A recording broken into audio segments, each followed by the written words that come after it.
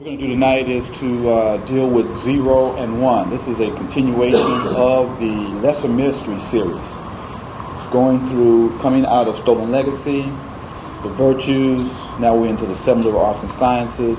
We went through an introduction of an overview of some of the basic key ideas around sacred astronomy, sacred geometry, and now we're into number. But in actuality, all of the 7 liberal arts and sciences are integrated together, especially the first 4 of astronomy, geometry, arithmetic, and music, or harmony, which really sets up the foundation for logic, also rhetoric and grammar or expression of the understanding that comes out of astronomy, geometry, arithmetic, and harmony or music. So anyway, we're dealing with sacred numbers, and basically, to purchase some books or books, I would say, of course, you should try to pick up this book, Sacred Science of Numbers by Corinne Helene, and also Serpent in the Sky by John West. There's a hard copy, Serpent in the Sky by John West. We'll always refer to these 2 pieces, and of course, bring in a number of other texts.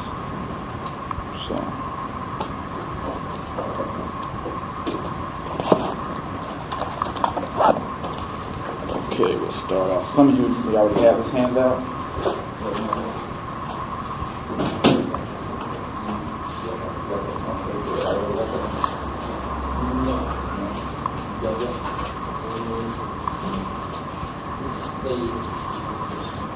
I handed it out.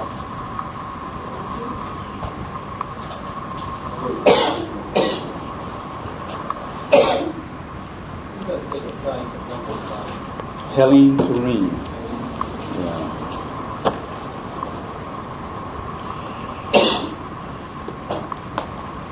Yeah, remember, I think we did kind of review this, so we'll review it. In terms of talking about how the main 3 symbols that make up all of your digits, but also make up all of the symbols for the astrological signs or planets, are based upon the full circle, the straight line, and the semicircle. And as they equated with here, the full circle is related to superconscious, the straight line is related to conscious, and the semicircle is related to the unconscious.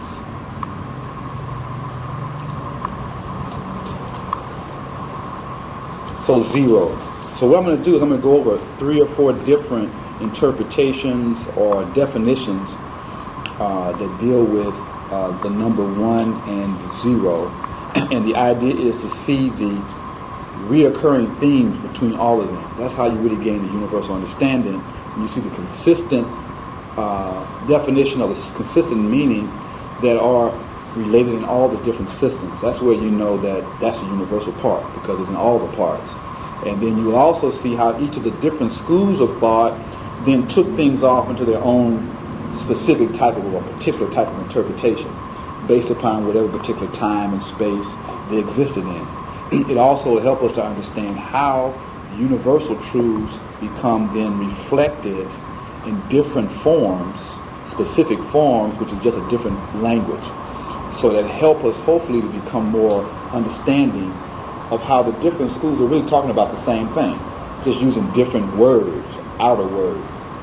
Very important, especially as we move into the Aquarian age. The whole emphasis, not the whole, but the major emphasis of the Aquarian age is the age of the revealing. It's a time where the inner knowledge that is the foundation for all systems of religion or philosophy will become revealed, or will be made known to the mass consciousness or the mass mind. And so it's going to be a part of the process of that whole 2,160 years, which means it will take that period of time for that level of knowledge to penetrate all these particular schools, to go through various changes and whatever, to eventually come to a universal understanding or knowledge. Yes? The last Aquarian age was what we were doing? 25,000 years ago? At some level it was. But these things are operating on a spiral, and basically this particular turning point is a major and critical turning point in the whole evolution of the human race. That's why even in biblical scripture, Christ personage was stating how, when this time comes, this would be one of the greatest times to be in because of the dynamics that are occurring at this shift. This is a major shift in consciousness that we are at this juncture in the whole evolution of the human race. That's why it's really a very dynamic time. But anytime you have all this dynamism on one side, you also have the opposite is also occurring simultaneously. And so, but anyway, so yeah, it probably was, but then at the level, it was a different type of rebuilding. And It's like grows. but it's progressive, yeah. The spiral is going, so if we had the spiral, but the spiral hits the same point, but at a higher plane. So it's just like when being growing up. You hit certain cycles in your life that are similar to where you were at a different time, but your level of consciousness is different. So your whole understanding and the way you relate to it is different, although it may have a very similar stage. You follow what I'm saying? Right. I mean, even if you went around in a circle, when you came around to the same spot in that circle, you would see that spot differently than the first time you passed it. Because of the experience that you went through from the first time you passed it, you bring all that back around with you the second time you pass it. If you're conscious. Now, if you're unconscious, you just see the same thing over and over again. Which then you're not in a spiral, you're in a circle. So, starting off here, the zero on this first sheet. These are little short definitions. We'll go through the 0 and the 1, and we'll move on to some other ones. The zero, the circle, represents the superconscious mind, entire before creation. And the key thing is really hold some of these key ideas in your mind, because you're going to see these key ideas restated in different ways in the other material. So you'll see that these same ideas are just replicated. They just might have took a different take on it. So the zero, the circle, represents the superconscious mind, entire before creation. So the superconscious mind is entire or complete before creation. It is a symbol of the all-embracing principle of divine manifestation, perfect and complete, including everything and wanting nothing, without beginning or end, neither first nor last, timeless, sexless, absolute. The circle always denotes the higher planes. From the viewpoint of man in existence, it symbolizes death as the state in which the life forces are transformed. Because of its form, it signifies eternity. So then it also here is bringing out something. There's two perspectives or viewpoints. You have the viewpoint of the absolute or the universal, and then you have the viewpoint of humanity looking out at things. So those are two different perspectives, which really in one sense represents the higher, in one sense the lower, spiritual, material, etc., the dichotomy. So that's the zero, talking about the zero. And really we equate the zero in the definition of the zero to the noon. I had really hoped everyone had copies of, Stolen Legacy. Last session really said, really you should go back and review Memphite theology. Because if you really review Memphite theology and not just read it, but pull out the different parts of the story and write it out for yourself so you can really get a feel for the parts, you will really start seeing or understanding what they're talking about here. But this will also help you understand what's being talked about there, in terms of the noon being the all, the absolute, timeless, sexless, etc. And the absolute. So, which also, we'll get more into this whole concept of the zero and what it represents. We'll come back, we'll deal with, talk about the one. I'm not going to get into this name of this individual, which is Ariel Taylor. It says, one always stands alone, as the first in anything. It is the idea, the creative principle, generating the first movement of life. Positive and masculine in nature, one represents the decisive action which enables one to make a decision and step out into a new field. Interesting too, because one is also the sign for the beginnings, and astrology is related to Aries, which is the first sign. One stands for the first, the Son of God, the ego, the self-conscious mind, man, the masculine spirit. So the zero is a representation of eternity and the superconscious, and after it comes one, creation. Creation of the self-conscious mind. Man has appeared, created in the image of his maker, a co-creator with him, identifying with his experience. Questions, comments,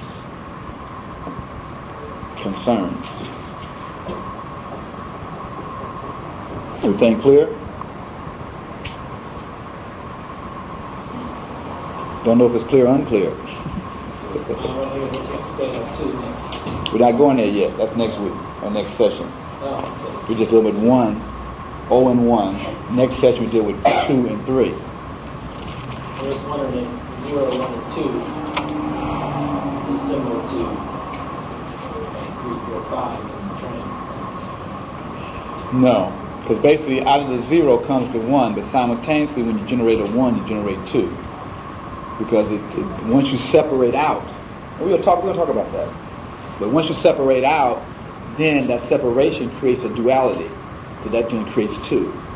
But simultaneously with the duality, you then have the reconciliation between the 2, which creates 3.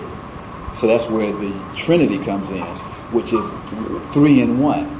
So the 3 is inherent in the 1 because the 1 separates out from the none or the 0. And once you have a separation out, separation then also represents a duality. And so then that then initiates creation, which is the separation. Which then simultaneously you have a separation, that means you have 2. And then anytime you create a polarity between 2, you have to create a point of reconciliation that's inherent in those 2. So that creates 3. So inherent in the 1 is 3. The biblical story of creation is a story that is explaining this numerical fact. Those who created those stories were knowledgeable of these facts. But only initiates could be talking to straight like this. So they then gave the knowledge out to the masses in the form of stories, fables, parables, and myths, with the understanding that those who then had an eye or ear would then seek the inner knowledge by going into the mystery schools to become initiated into the true knowledge. But they knew this. That's why you have the same story reflected in different form, because all those that had this knowledge were members of the initiatory school. Go back and review in Stolen Legacy, where he talks about the first system of Catholicism or universal philosophy and religion came out of the lodges that were a network, and they had lodges in each of the major continents that were all connected to the original lodge in Kemet. A little bit more than halfway through Stolen Legacy. All right. So 1 stands for man. Yeah, or humanity. Does the 0 stand for woman? No. Zero is sexless. So it stands for nothing.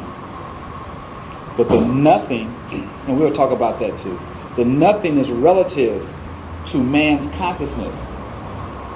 See, 1 represents self-consciousness or conscious. So before that you were conscious, there was nothing.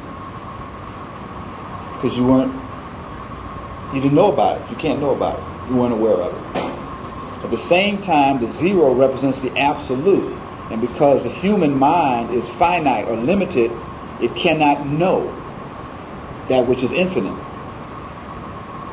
because the human is a limited entity in us being a human. So that which is limited cannot understand that which is unlimited. So thusly, relative to human consciousness, the zero, the absolute, is the unknown, because there's things there we will never know. Not in the human, which is a key word. Because we have other aspects of ourselves that tap into the universal. But then once we merge with that, we cease to be human. We become divine. That's the goal. Yes. Right, which is the goal. Right. Because your mind then operates at the same level as God consciousness, a universal knowledge and knowing, cosmic, whatever we want to go. So let's move on. You got this. You got this? Okay. You may have that for your last time. Okay, we turn to, let's see, 2 pages. Turn to the first page, dealing with number 1. This comes out of Serpent in the Sky.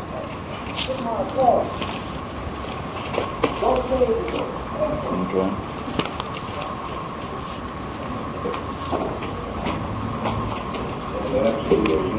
Yeah, 1, the absolute or unity. So it says number. This is page 44 out of Serpent in the Sky. Of course, if you look up at the middle paragraph at the top, it says, what is today called Pythagorean number mysticism is Egyptian in origin. It is not older, if not older still, and corresponds to the underlying philosophy behind all the arts and sciences of Egypt or Kemet. In effect, what Pythagoras did was to undramatize myth, a strategy that had the advantage of talking directly to those capable of thinking along these lines, basically the European. So basically what Pythagoras started and the Greeks then start to follow up on is they took the drama out of the myth and just put it in more linear material form, which then created that branch of science that is just now linear or materialistic thinking, which is really a reflection of their consciousness, because again they evolved out of a very materialistic physical environment. And so it's, any kind of philosophy will reflect the consciousness of the philosophers who develop it. So to understand a philosophy, you should understand the philosopher and how they evolve and look at life, because then the way they reflect that information is going to be a function of their thinking. But anyway. But I just wanted to put this out there because a lot of times we get turned off from studying certain schools of thought that are not directly African or African-centered. Where if we look behind and go to the source of that knowledge, it is African and African-centered. And so once we understand that, we then can embrace and really get into that knowledge and gain other insights without being turned off by it. Even in terms of Christianity. If you really study the esoteric Christianity, it's nothing but the ancient religion and philosophy clothed in a different language. It's the same thing. But you have to have the keys. So anyway, so number, key to function, process, and principle. So in talking about number 1, it's also going to go back and forth talking about the absolute or the unity. So 1, the absolute or unity, created multiplicity out of itself. 1 became 2. So when we look at the little side notes here, and it talks about in ancient cosmologies by Plumley, for the Egyptians or the Kemetics, the whole universe was a living unity. You also look at this and you look at the Native American traditions, you will see the exact same philosophy about life. which then would, you also then would see how it was easy for the Africans and Native Americans to integrate themselves together because their way of thinking was the same. So if you came to that village and you started articulating your concepts and ideas, they would see, oh, this person is a brother because he knows the same knowledge.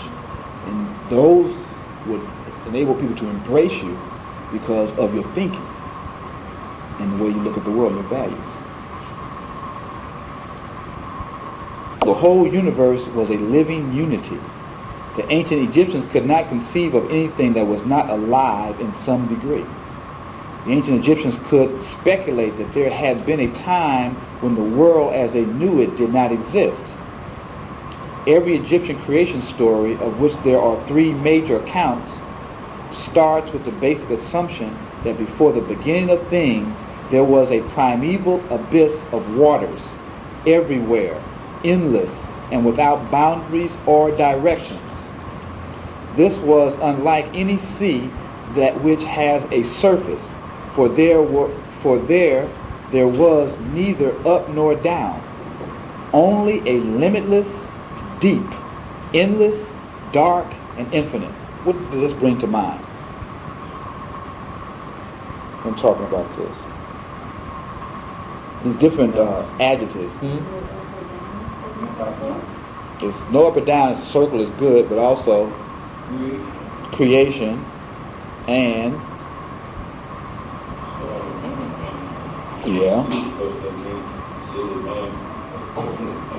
which is we did. I mean, you're born out of water. Literally, you're born out of water.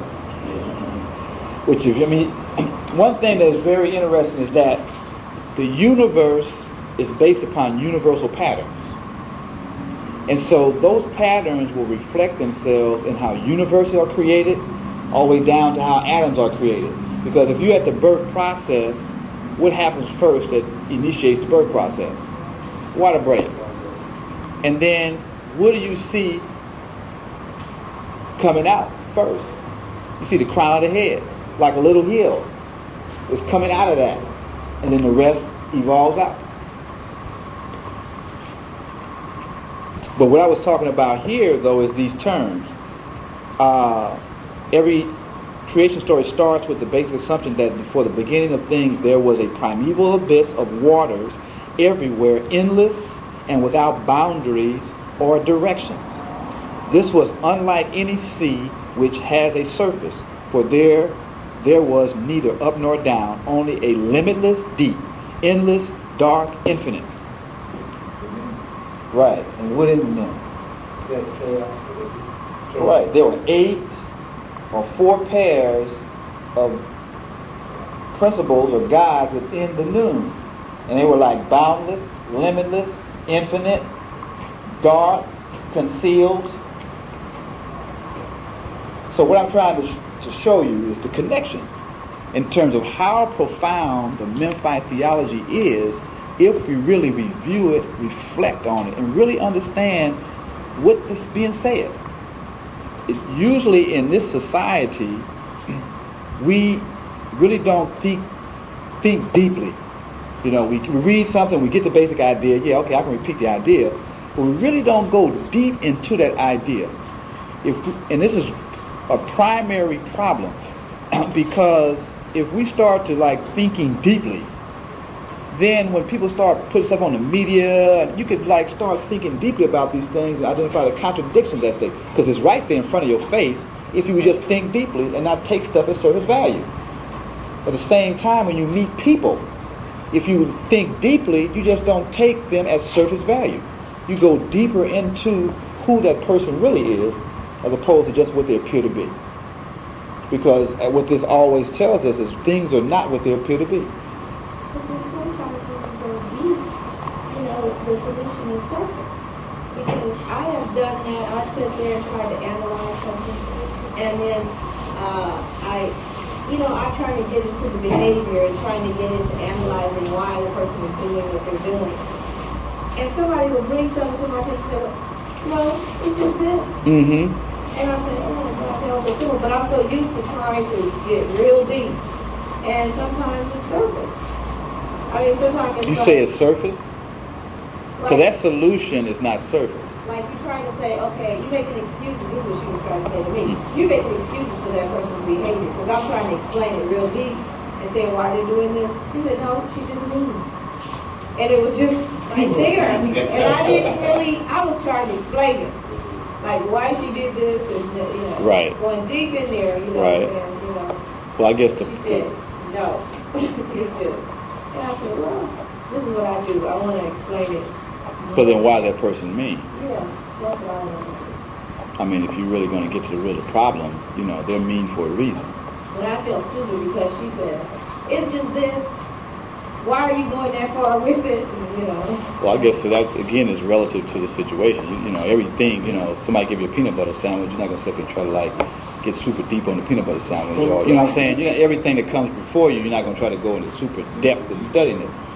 And so, But you know how they say that a sign of an educated person or an intelligent person is to be able to take the complex and make it simple, right. rather than take the simple and make it more complex? Right.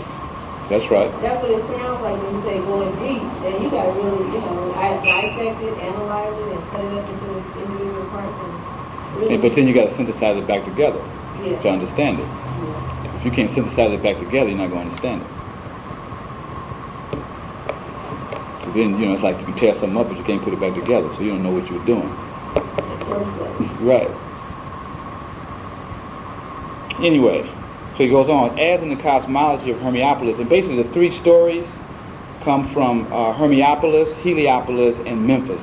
The three major, and I think we went over that back when we were talking about astronomy, because we were going over that Memphite theology and the different roles that each of those stories play in the whole creation story, and how Egypt was actually laid out. Egypt itself is laid out based upon the whole philosophy and understanding of the Genesis. So each of the various gnomes represent a certain role, a certain energy, a certain principle in the whole. And so to understand the whole, you have to understand the relationship that each of the parts have relative to the whole kingdom itself. And even the rituals and ceremonies that they did were really enacting certain principles that were operative at certain times. But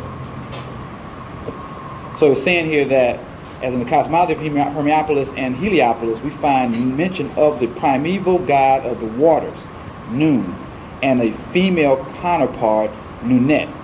But in the Memphite cosmology, these are said to be the products of the eternal mind, Ptah, who manifests himself in many ways and under many aspects. The ancient gods of the other cosmogonies, including Atum, are said to be contained in Ptah. They have their forms in Ptah and are nothing but Ptah. Atum is stated to be the heart and tongue of Ptah, and the divine forms of these are the gods Horus and Thoth.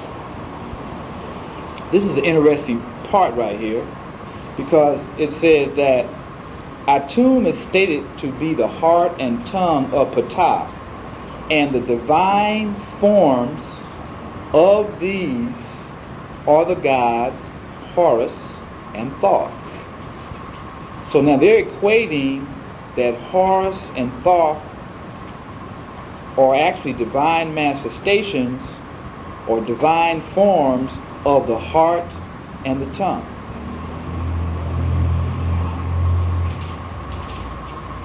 Or Ptah, when Ptah actually represents the essence of the Nun, or the actual consciousness of the Nun before it produced creation.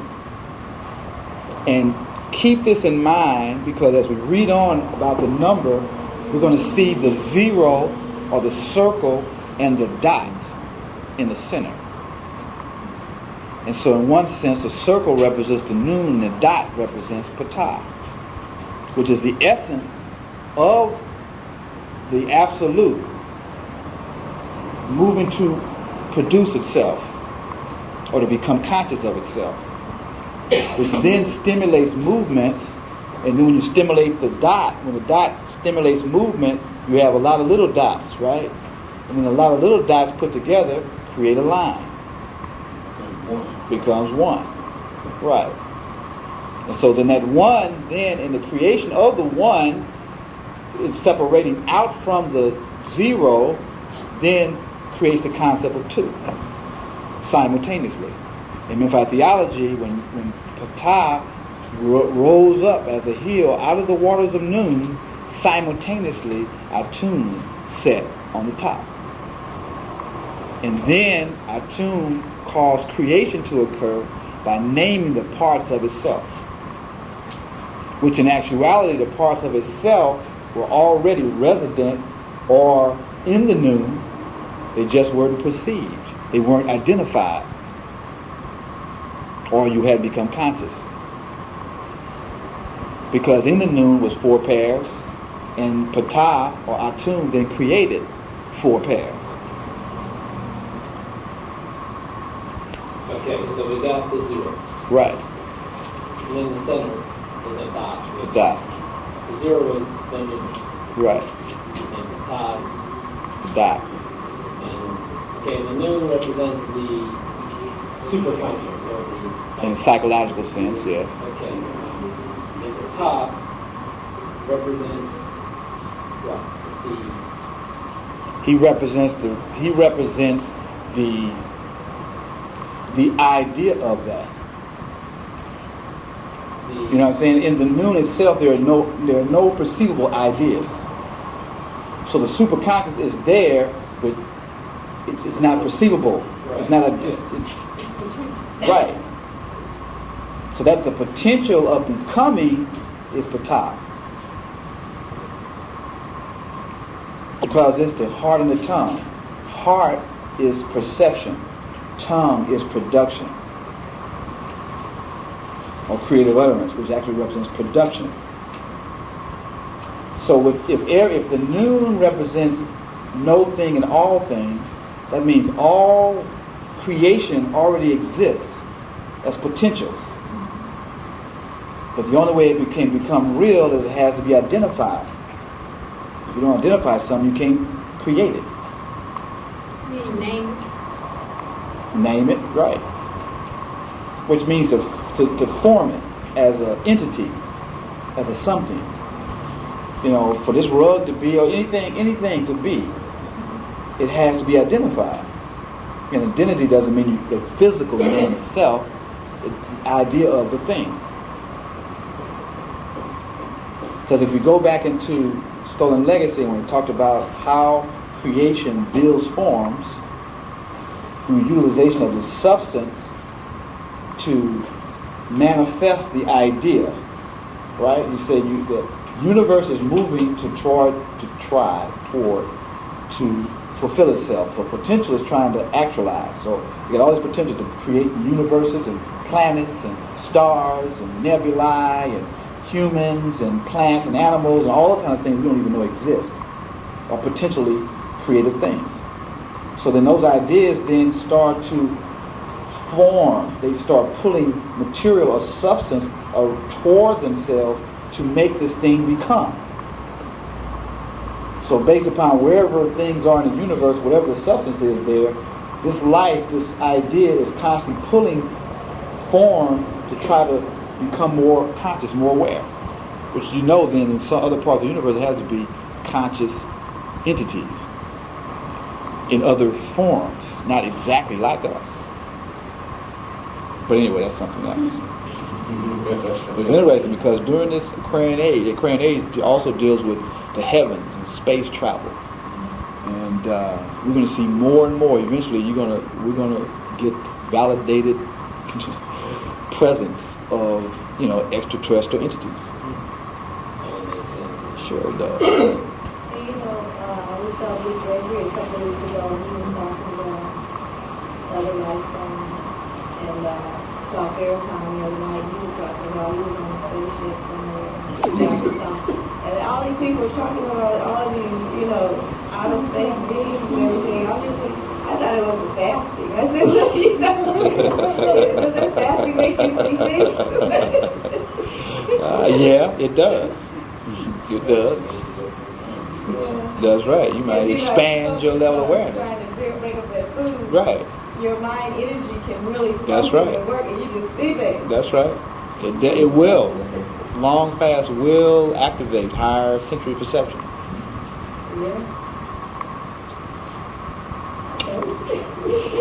But anyway, we can move on. It says, so continuing on, well, let's just read all the side notes because it gives you a lot of this. He's pulling different extracts out of different texts. This is from the Vedic reader for students. And the Vedas are the ancient Hindu texts. There was not the non-existent nor the existent then. There was not the air nor the heaven which is beyond. What did it contain? Where? In whose protection? Was there water unfathomable, profound? There was not death nor immortality then. There was not the beacon of night nor of day. That one breathed windless by its power. That one breathed windless by its power. Other than that, there was not anything beyond. Darkness was in the beginning hidden by darkness. Indistinguishable, all this was water. That which coming into being was covered with the void. That one arose through the power of heat or energy. Desire in the beginning came upon that. Desire that was the first seed of mind. Sages seeking in their hearts with wisdom found out the bond of the existent in the non-existent.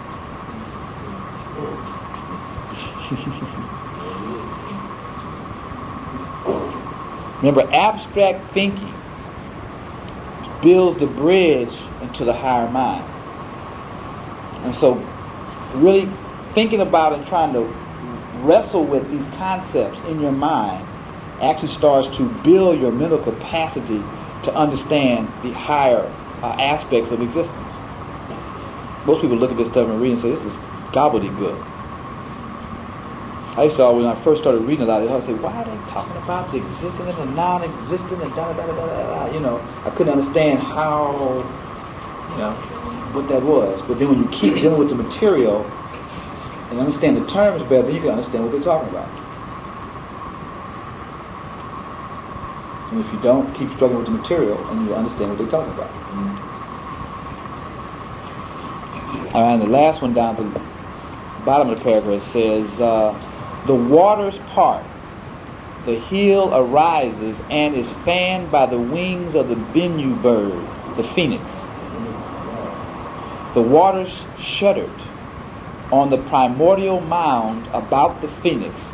The light became haloed in its rays and flooding its silhouette until it became a flaming disk rising to the heavens. So these are different stories. Really, if you look at the story, you can see the same thing being said, but in different forms. So back to the original definition, it said, the absolute or unity created multiplicity out of itself. One became two. This is what Dembrebrah calls the primordial scission. Scission, division, primordial separation, division and separation. It is forever unfathomable and incomprehensible to human faculties, although language allows us to express what we cannot comprehend. This is the key point right here. What are you reading? The top of the second paragraph on the second side, page 45. This is very critical point here. In terms of language, allows us to express what we cannot comprehend. And because people can express it, they think they know what they're talking about. The creation of the universe is a mystery. But in Egypt, this was regarded as the only inexplicable mystery or explainable. Beyond the primordial scission, all is in principle comprehensible. So until you had the multiplicity where the one separated out of the noon and became two, everything behind that can really not be fathomed by the human mind. Because even when they're dealing with quantum physics and subatomic particles, there's still a dimension they still can't penetrate. They can only speculate, but they don't know what it is and how it functions. And basically it's like this, and if if it is objected that a philosophy founded upon a mystery is unsatisfactory, it must be remembered that modern science is rife not only with mysteries but with abstractions corresponding to no possible experience in reality. The zero, which is a negation, infinity, which is an abstraction, and the square root of -1, which is both a negation and abstraction. Egypt carefully avoids the abstract. And basically when they talk about abstract, that which is not based in reality or living experience. Where, Europeans have come up with these mathematical theoretical concepts which can't be verified in reality, although they're saying they're hard scientists. And all this stuff is based upon observable facts. If you go all the way back to the basis of the original definitions, it's not based upon observable facts. Well, yeah, So in essence, they don't know what they're talking about. right, in certain things they don't. And really because of what they're dealing with is the what as opposed to the why. They don't give meaning to what they're observing. They're just quantifying, so many of these and that kind of thing. So here it says, Tum, or Tum, which represents transcendent cause. In regarding himself, created Atum out of the Nun, the primeval waters. So in this, which is the story from Heliopolis, Tum is playing the role of Ptah. Or Ptah may be playing the role of Tum. I think this one is older than the story of Ptah. So, transcendent cause, or transcendent means to go beyond. In regarding himself, created Atum out of the Nun, the primeval waters. It says Heliopolis. Appearance of Tum or Atum represents simultaneously affirmation or existence and negation. Breach of primordial unity. What are they talking about right there? How do you see negation as the breach of primordial unity?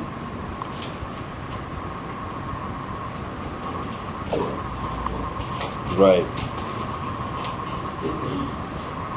That condition becomes negated. Heliopolis reveals the ultimate mystery of non-being and being, which is reflected in the conscious mind and the unconscious mind. Because the fact that the unconscious mind is unconscious, it doesn't exist to the conscious mind. To your conscious mind, which means you're aware, right? Your unconscious mind is you don't know it's there. You don't know what's in your unconscious mind. Because once you know what's in your unconscious mind, it becomes conscious. But you can't hold all of the contents in your conscious mind. So that you can only be aware of bits and pieces of it at any one time. So basically, when you start seeing how they say that humanity is made in the image of God or the universe, and when you start looking at it, you can see, well, it's true. We're exactly a reflection, because we have being and non-being right here at the same time, simultaneously existing in us. Being and non-being is simultaneously existing in the universe, which also goes back to the whole thing about the ancestors in terms of being and non-being. In terms of part of your being or existence, you're alive in this state of being. And there's another condition where you're existing in a state of non-being. But it is all within the circle of life. If you follow what I'm talking about. You know? Okay. Where's the non-being? Non-being is a relative condition. Well, what I mean by that is, if we consider this condition as being, like we consider the conscious mind as being, the unconscious mind is non-being. So then the death condition is non-being. relative to life, in terms of being, living, walking, existing in this form, and then the other side, non-being, non-walking, non-existent in this form. And what I'm talking about is analogy and similarities, if you follow what I'm saying. So then, in saying that, basically it could give how, and if you, well, a lot of stuff is coming. I'm bringing other stuff to this because what's come to mind is how the ancestors are the intermediary to the divine in traditional African society.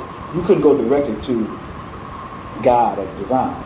The messenger from the human existence to the divine realm was through the ancestors, because the ancestors existed in a dimension between living physical form and the divine realm of God, right?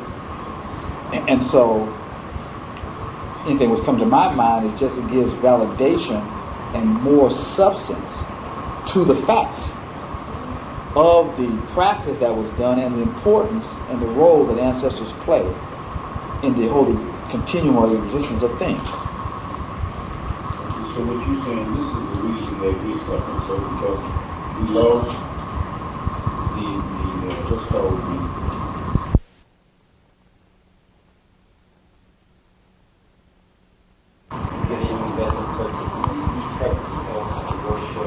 First of all, it's not ancestor worship. We do not worship ancestors. It was acknowledgement. Right? But it was not worship. We only worship God or the Creator. But we recognize that there were different levels because everything's a hierarchy. And so in the hierarchy of life, we understood the role that the ancestors played relative to God. And that's the part that's really not taken. Okay. The exact role of the ancestors, right? So the non-being, that's the realm of the ancestors. Relative to us, right here, because it's being physical, living forms. So they are no longer physical in this form, and so they also exist in, well, they're conscious in our mind if we bring that conscious to us. But the point I'm saying, what came to my mind as we were dealing with this, is that there's always two sides that are simultaneously existing. And the other side of our existence is the ancestors. Because what is talked about in the continuum of life in African civilization is you have the living, then you have those that have lived before, and you also have those that are to come. And so we lived in the understanding and the awareness that these three entities, or these three states of existence or being, or, I'm using these words, was all connected. And so, but that's, I guess if you went to the continuum, or if you went like this, it's really not either way, from the divine down, or this way toward, destiny, the ancestors is that link back to origins, to the first, to the one. So that's the link, that's the messenger, they're supposed to be the messengers of the linkage, also the overseers and the guides. Because they're looking or seeing this world from another perspective. So they're also looking as a collective unconscious. Right. It's part of the ancestors, that's also another collective unconscious. Right. Some people that you can't tap into. You can. You tap into the collective unconscious when you go into dreams. When you go, a lot of times when people have various kind of premonitions and visions and things of that nature, they're tapping into that. So yeah, you can tap into it, but then what you do with it is a function of your level of knowledge. Do you know what you got? People can have diamonds or whatever, but they don't know what it is. Right, can you interpret? You know what it means. Right. And the higher the other level is, the more you become conscious, you can see, the more you will see what do I want to say? I want to say the more you can see the universal operating all around you. Because remember the last session we talked about how, let me bring it out. What are you talking about that? Where is that? We were reading from Number, the problem of the unity between psyche and matter. And then we were talking about how those things are reflected. See if I can find it right quick. This is chapter 2. Let's see. Remember we talked about dreams, visions. It says through dreams. Let me read this. Along with the discoveries in modern physics, the most important discovery made at the beginning of the century was undoubtedly that of the unconscious. Empirical proof was adduced that our personality consists not only of an ego-centered field of consciousness, but also of an immeasurable, wide realm of unconscious psychic activities. Through dreams, visions, spontaneous fantasies, faulty actions, involuntary gestures, physical symptoms, and other factors, we are able to obtain a degree of indirect information about this realm of the psyche. So that means that your dreams, your visions, spontaneous fantasies, faulty actions, involuntary gestures, physical symptoms give you insights into the collective unconscious. But because we have been trained to look at these things as not having real meaning, we then are unable to get the true message of what this stuff is coming to us or bringing to us. I read these questions for ancestors based upon some of the study we're doing now. Each of us has an ancestor or group of ancestors that are like our guardians, that are there, that have a special interest in us. But the only way that we can tune in or gain that understanding is we have to start to focus our conscious mind toward that. We have to start identifying it. Because you can't deal with it until you start perceiving it, which means you got to start identifying it. But because our minds have been channeled to look in the other direction and not acknowledge it, then it's there, but we're not aware of it. And so when we get back into just going back, one of the practices is just daily practice, just in your meditation, just go into your own mind and try to tune into that ancestral energy that's yours. Now you have a personal ancestral energy, then we also have group ancestral energy, and then they say there is major ancestors that really represent the highest qualities of like all the African Americans. Anyway, that's another presentation. But one of the things that's been coming out is it is so important for us to understand the history and the players in the diaspora. Because those individuals represent our ancestors. And by us not being conscious of them, we're not able to tap into the wisdom that they have for us. You're saying this is the reason, knowing this, okay, knowing that this is the reason that changed.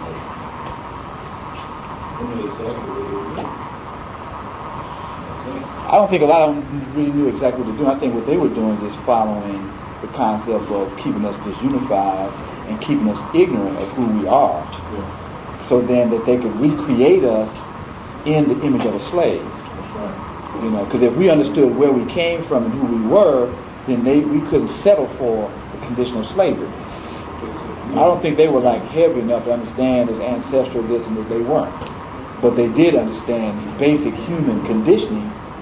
And so they understood if I take this young slave off and raise him up in a certain way and don't let him be exposed to certain things, he's just going to know what I teach him.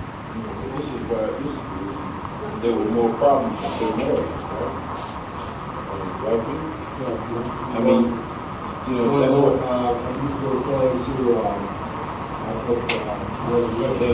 I mean, that was the reason. Right. That's the reason that there were more problems in certain areas than there were in others, like the islands, the Gulf Islands of Carolina. but they couldn't. They're still right today. They still have that Continuity. Continuity. So. Yeah, and in terms of even what with Vassie and them brothers, in terms of their awareness of Toussaint Louverture and what was happening in Haiti, and how that the knowledge of that gave them the fortitude and the inspiration to emulate that. That's why they keep history away from us, because if you have that knowledge, then you try to emulate those great characters out of your own history. One of the major problems happening with our kids today is the lack of self-esteem and identity. And now with this influx of the Hispanics coming in, and they just flooding everything with talking Hispanic and Hispanic culture, our kids are just getting pushed further and further aside. And it's just totally undermining their self-concept. So then the only thing they do is act out in terms of negative behavior. Major.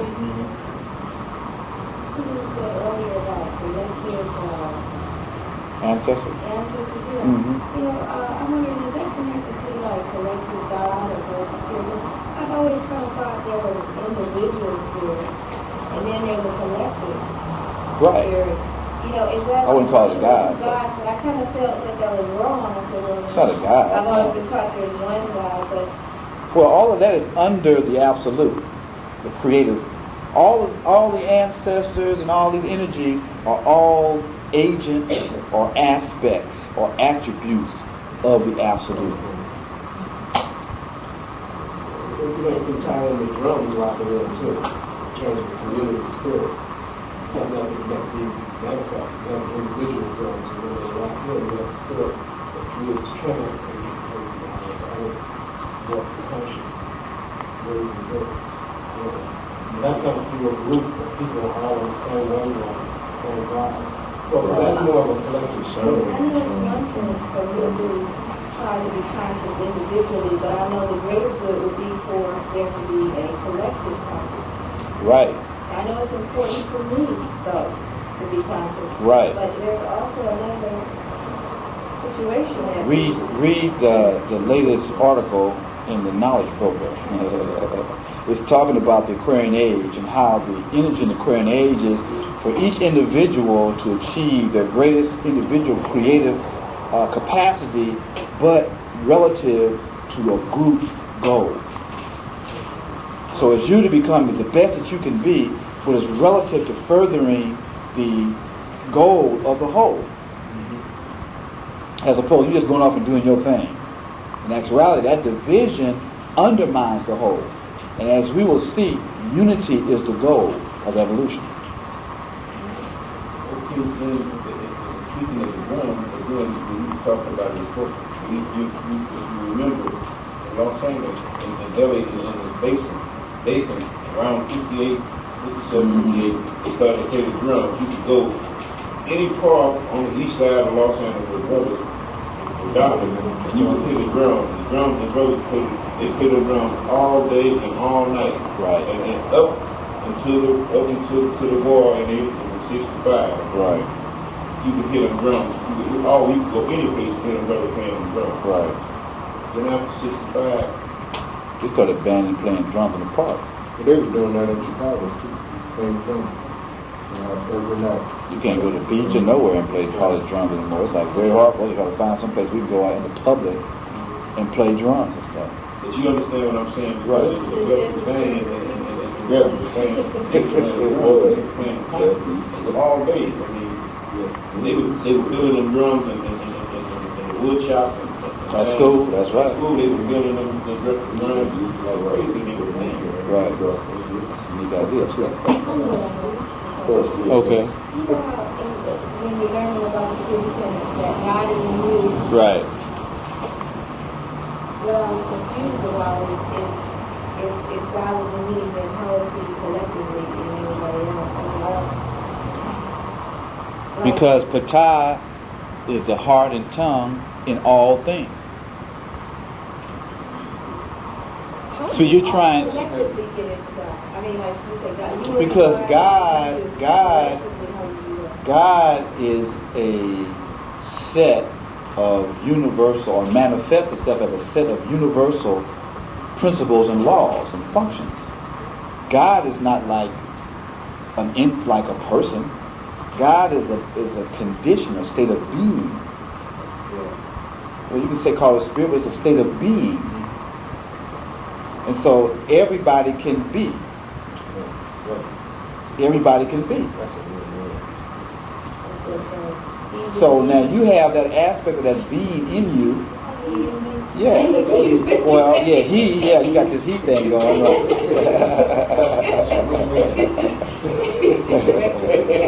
Right, that's right. It.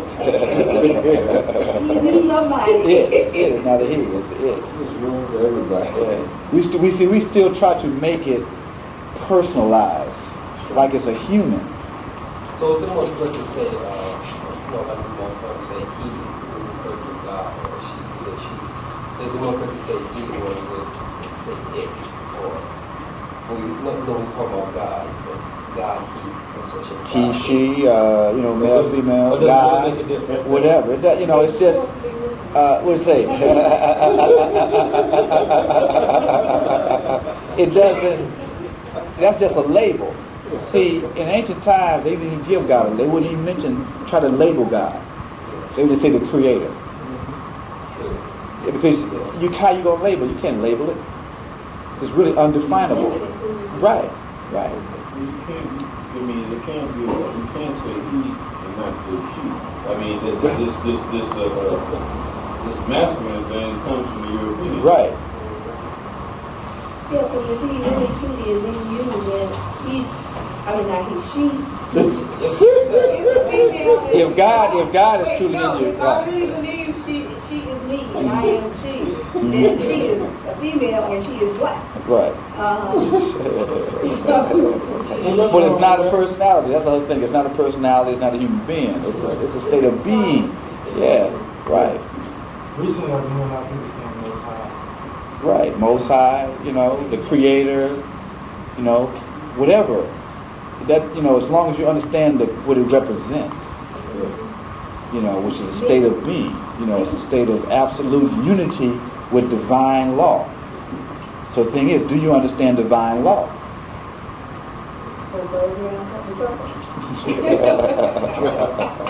Well, let's finish this. Yeah, go ahead. Yes, sir. Okay. You say ancestors are the Intermediaries? divine. Right, in one sense. So are you saying that all of them didn't reincarnate? What, ancestors? Yeah. No, yeah, they do. But while they're over there, they have a different perspective that they can bring to us. Yeah. They're in a different condition. Right? In a different dimension. Now, if you are an initiate and have cultivated your higher parapsychological powers, you can cross over yourself. That's one of the conditions of really becoming a high initiate, is that you can constantly now cross over and also exist and communicate in that dimension. That's some of the stuff that Foucault is talking about in terms of doing certain ceremonies and exercises that elevate your consciousness to where you can consciously cross over and have more direct contact with that more higher spiritual dimension.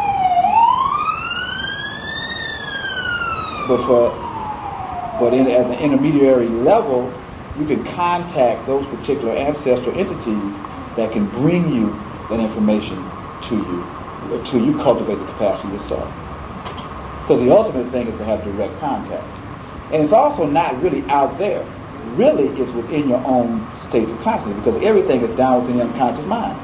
Because the unconscious mind really represents a universal field of energy. And so it's like a doorway to that universal field. So what happens, we get into language, and language becomes an obstacle because it has limited definitions, and the thing itself has many interconnecting things. And because we haven't thought simultaneously, that's why they talked in symbols as opposed to words, because symbol has multiple meanings, as opposed to words can have these strict little definitions, including a limitation. I guess just what I was about to deal with is just I've always thought that European, especially, they seem to talk too much to the point where, being black, first of all, you got to study the language and all the different definitions. And then when you deal with the period, then, you have this square about yourself and the umbrella. Right. Then it makes you more personal. Sure it does.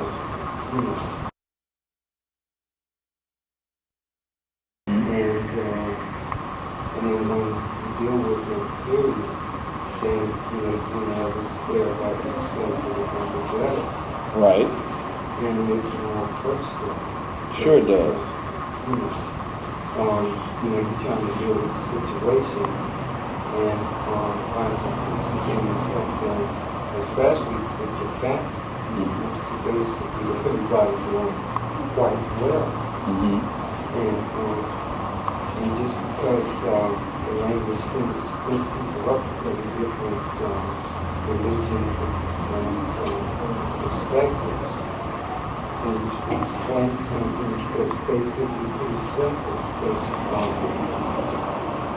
essentially everything that you're talking about, I do understand. But it's simple and it's going to be sense when I think when you come out of the condition state, I understand the sense that everything is sort of unified when it's broken up because language. Right. And it's universal. The European came out of an isolated, separate condition. So his mentality was a reflection of that condition. That's why to really understand what they do, you have to understand the condition out of which they came.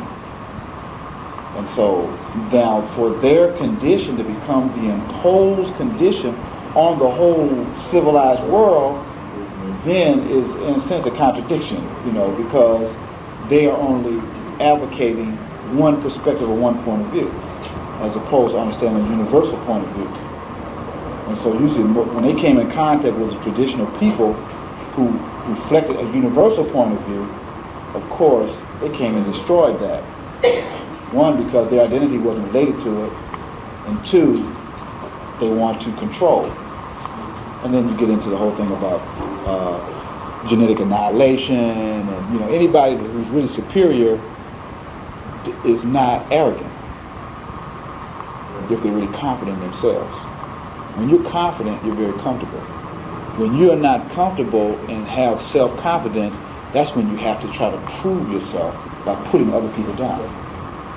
So really, it's a reflection of fear and weakness that's being projected as strength and superiority.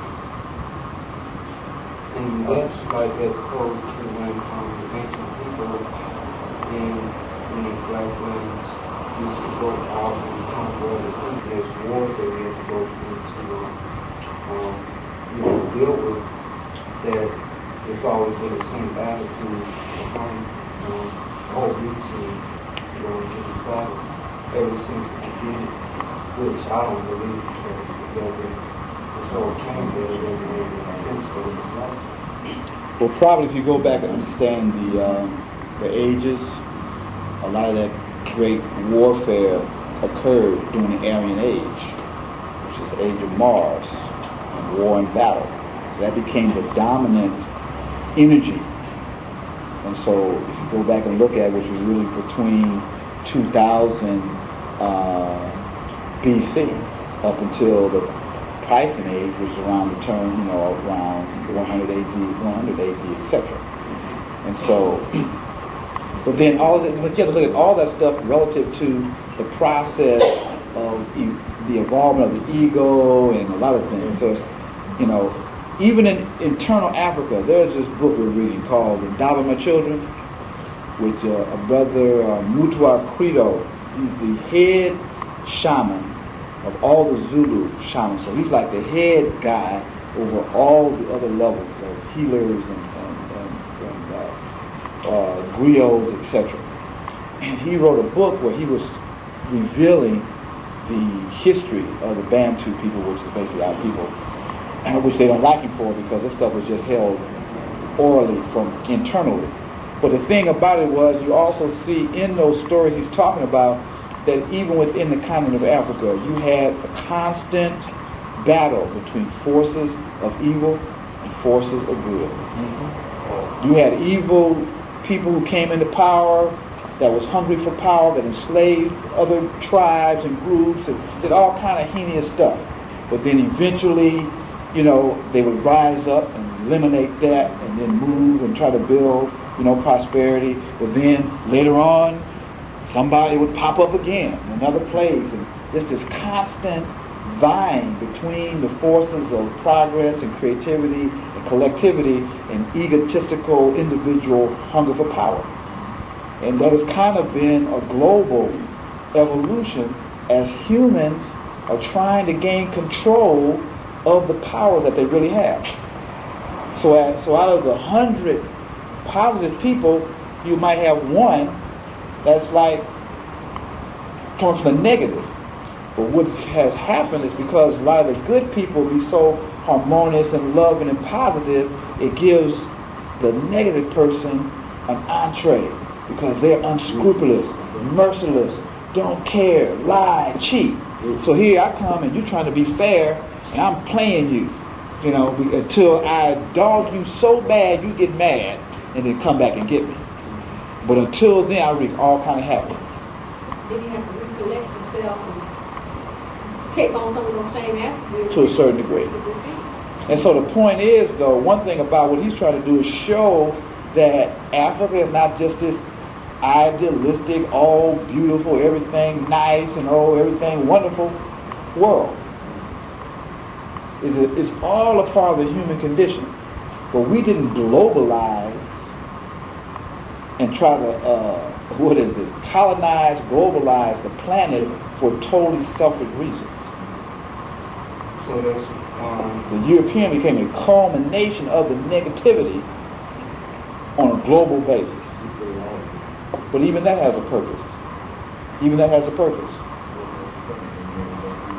Because the Piscean age is the age of breaking down and fusing everything together. And so then that creates a condition for the globalization of the planet. It also broke up the tribal conditions and created a merging, which is us. Although we don't recognize who we are and what role we're to play, we don't understand the message. African Americans actually represent a cosmic message. But because we don't even look at life like that or whatever, we don't really see what that is. But look at, if we don't perceive it, we don't achieve it. That's right. Right, the idea. Right. You were talking to someone who was talking about language, you were saying language ability. The IQ test is based on language, isn't it? Basically, it's the math part, it's math in there, but most of But even math is explained in language. Are language based, so that's how the white man has defined IQ or intelligence, is your ability to be able to have these words to label and identify thoughts, I suppose. But it doesn't really mean you have those thoughts just because you memorize the words. Right.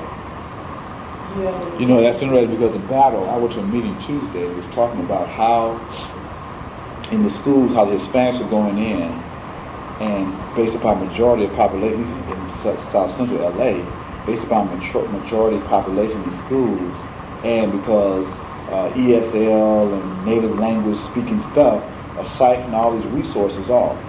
But they have not recognized that African American children speak dialect or Ebonics, that's an actual language, and so they classify them with learning disabilities and track them into the remedial special education thing that lock them out of a lot of resources and also track them into underachievement.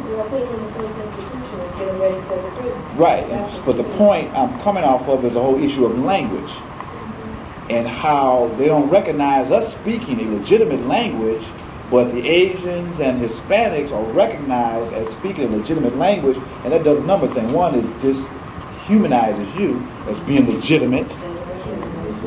And the second time, structurally, it tracks you into a failure. Right.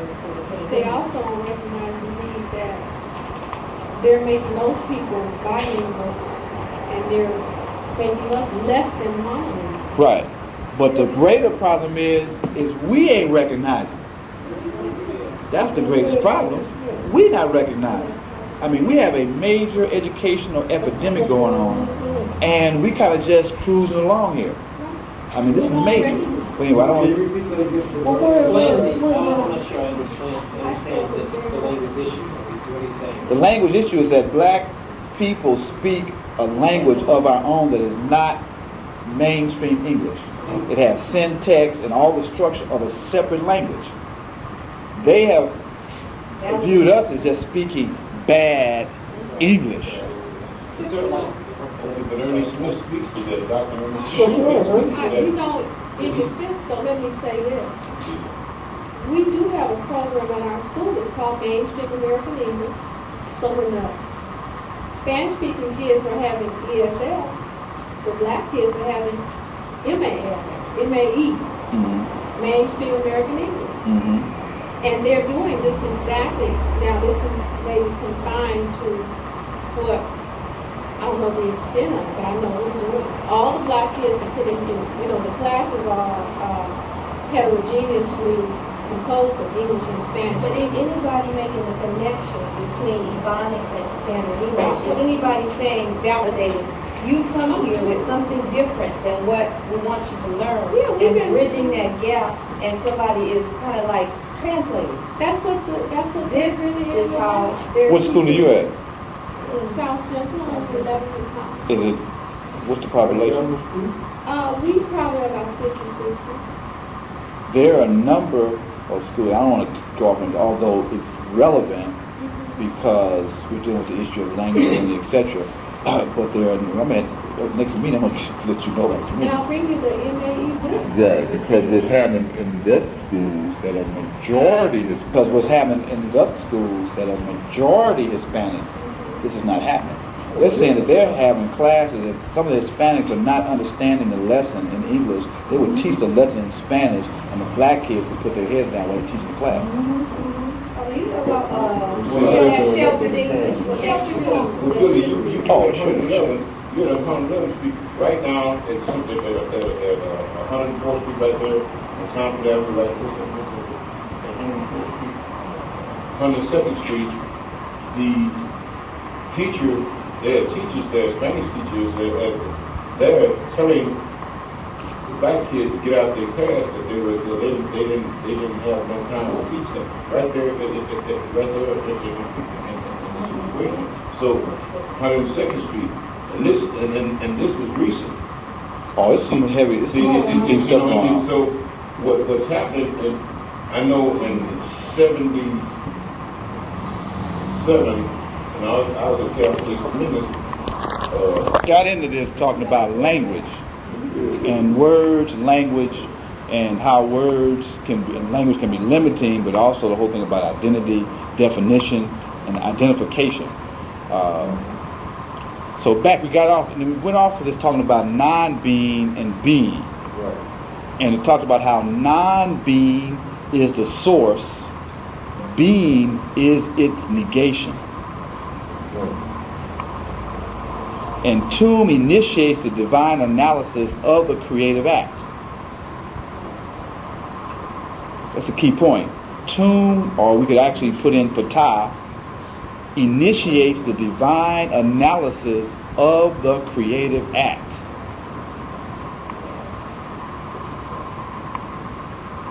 So in our terms, unity, the absolute, or unpolarized energy.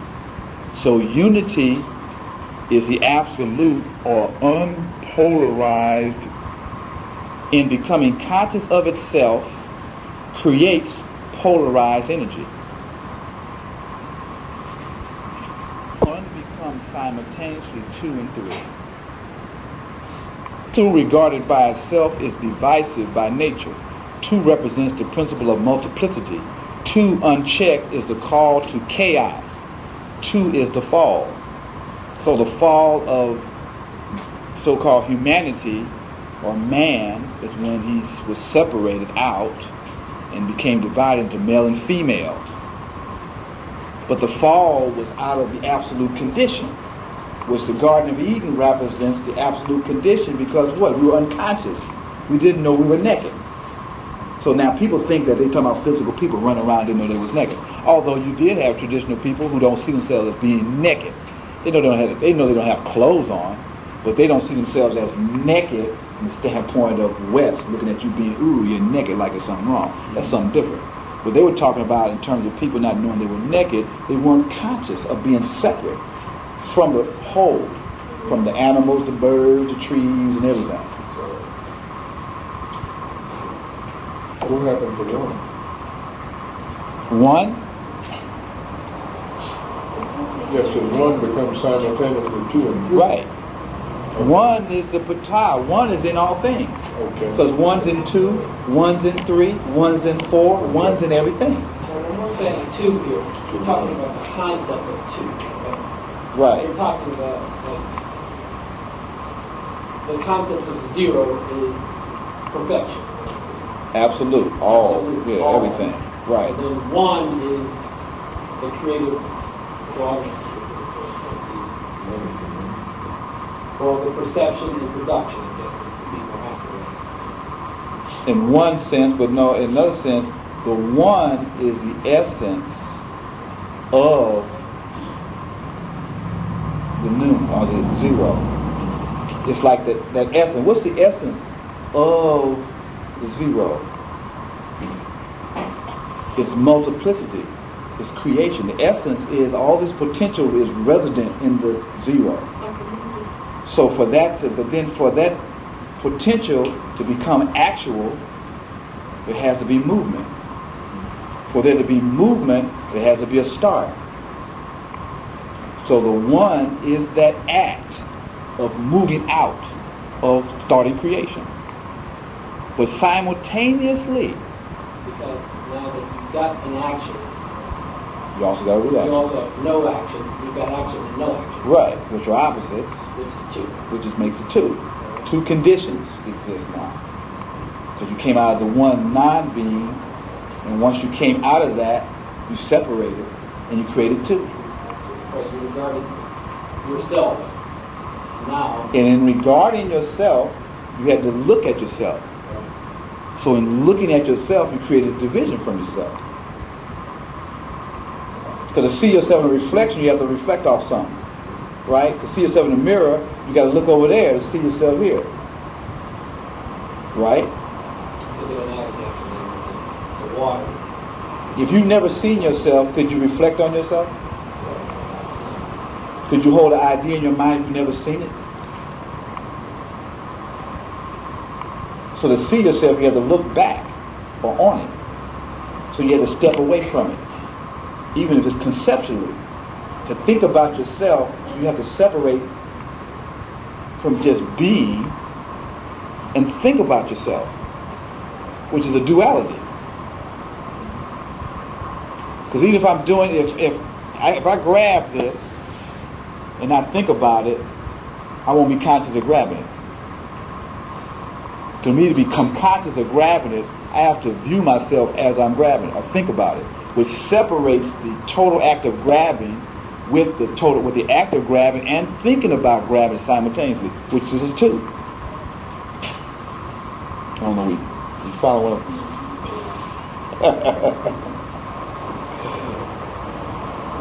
But that's where the 1 is. The 1 is there, but simultaneously it creates 2.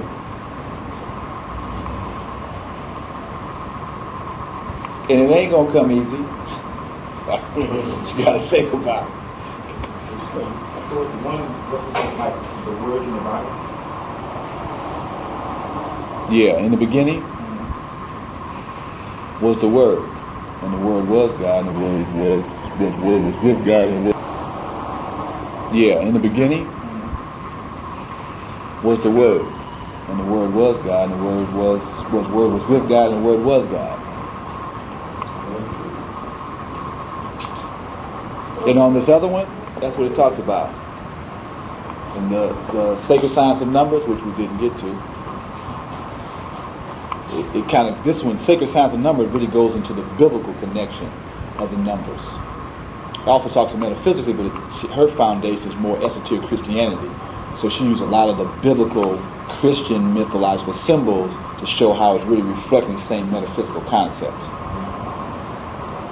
Where Lubick stuff is focusing more on the Kemetic stories. So then if you combine both of them together, you can see how the Christian is coming out of the Kemetic and the correlations with that. This means this in this system, and it means the same thing in this system. Then we can go into the Chinese, into the Hindu, into the Buddhist, and see the same correlations. And then that would take us, we'd be here, talking about the one for about a month. So anyway, let's see if we can get through this. So it talks about one becomes simultaneously 2 and 3. 2 regarded by itself as divisive by nature. 2 represents the principle of multiplicity. 2 unchecked is the call to chaos. 2 is the fall. Look at what's happening with America, with these Europeans constantly trying to separate everybody. That's what's going to destroy the country, because it's divisive, and the divisive creates chaos and destruction. And the more they see the people of color trying to come in and really create a pluralistic society, the more they're going to try to pull back and create division, and the more chaos they're going to create, and it's going to be the downfall. And so as you look and see by understanding these principles and then looking around, you can see what's going to happen. So the only thing then that can come in Is what? just following this number symbolism. Two is chaos. Right. So then, but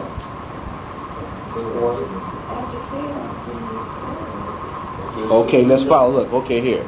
But 2 is reconciled to unity, included within unity by the simultaneous creation of 3. 3 represents the principle of reconciliation, of relationship. This 3 in 1 is, of course, in the Christian Trinity, the same Trinity that is described in innumerable mythologies throughout the world. So you have to bring in a third force that really represents a unifying principle to reconcile the conflict. So you have to bring an idea that is an inclusive, unifying idea that can become a basis for reconciling the chaos or the separation. So then there will be a new avatar? I didn't say that, she did. Avatar. Or avatar, bringer of light, Messiah, Savior concept. For the third force? Yeah. But it's also to procreate. In one sense. It doesn't have to be, procreation doesn't have to be just in a child. Anything you create together is a third thing that you unify.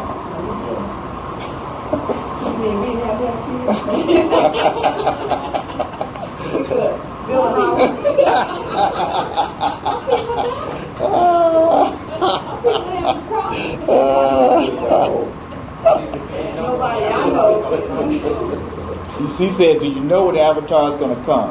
The avatar comes in response to a need. And they're using the avatar that comes, usually every 500 years. There's one, because there's a whole 500-year Phoenix cycle. Because usually I think when did Muhammad come? Roughly around 600 years. Right.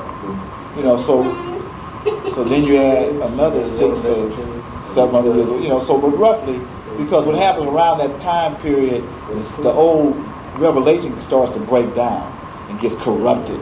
So then a new energy has to come to try to bring it back. What they say is, though, the avatar for the Aquarian age has already been here, and that was Baha'u'llah, who brought and advocated advocated the key ideas for the Aquarian age.